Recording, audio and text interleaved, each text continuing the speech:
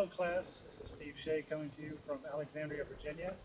I am standing in front of the Carlisle House, which was built between 1751 and 1753, but predominantly known in this city, at least, as the place where General Edward Braddock met with the governors of Virginia, Maryland, Pennsylvania, New York, to discuss how to take on the French as we entered into the French and Indian War.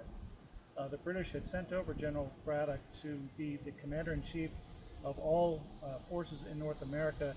He was the first to hold that office. John Carlisle, in establishing this house, was not particularly pleased with the occupation of it. The British forces kind of took what they wanted to. But there was a connection, an important connection, between Carlisle, the Fairfax family, and the Washington family. John Carlisle was married to Sarah Fairfax.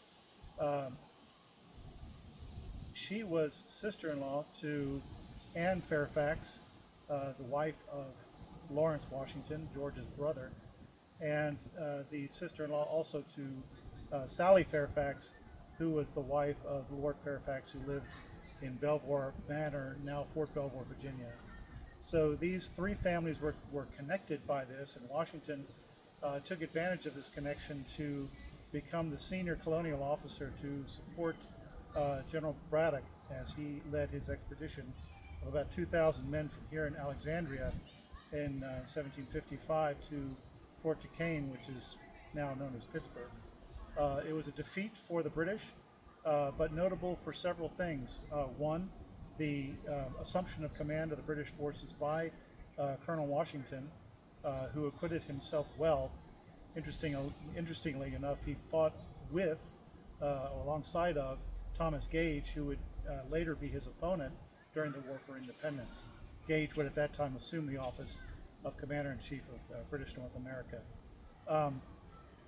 Other things that happened here, this was the first time where you saw the colonies come together in a Congress, albeit the royal governors, and discuss collectively how they would defend themselves against the French and the Indians. And it was also the first place where General Braddock had introduced the idea of taxing the colonies to pay for defense. That would come up again 10 years later with the Stamp Act, and of course those tensions would fray 20 years later, resulting in the War of Independence. The events at Carlisle House were part of the 7 Years' War, considered to be the first global war, driven by territorial disputes and shifting alliances in Europe. It saw Prussia taking Silesia from Austria, causing the Austrians and French, two traditional enemies, to form an alliance. Britain, under Hanoverian King George II, sided with Prussia, thus putting Britain and France at war with each other. On the right, you see the impact in India, where the British seized control of India, driving out the French and establishing British rule over the subcontinent for the next 2 centuries.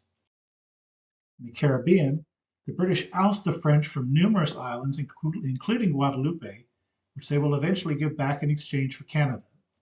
On the right, the French and Indian War.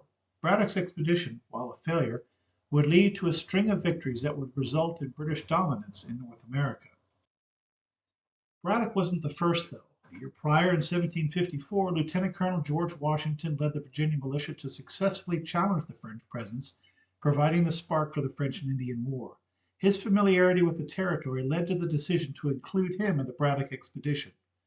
This map shows the route Braddock's expedition took from Alexandria to what is now Pittsburgh. The Evans Shaw Shoemaker collection offers insight into the events of the expedition. The first example is from Benjamin Franklin, advertising for wagons and horses to support the effort. Contracted logistics was very common then, just as it is today. The second example is a letter congratulating the people of Berks County, who provided a great deal of support that arrived at Fort Cumberland. The letter goes on to cite disappointment that other governments had failed to comply with Braddock's requests, and indications that this was impacting the operation. Finally, a sermon from Rhode Island after the defeat, mourning the loss of General Braddock, and preaching on, quote, the accursed thing that hinders success and victory in war. These sources provide first-hand accounts that provide valuable details An understanding of the events of 1755. Having earned my bachelor's degree in the days of the microfiche, this would have taken considerable time if you knew where to look. The searchable database makes it available in seconds. Finally, a complete list of sources used in the creation of the video are listed.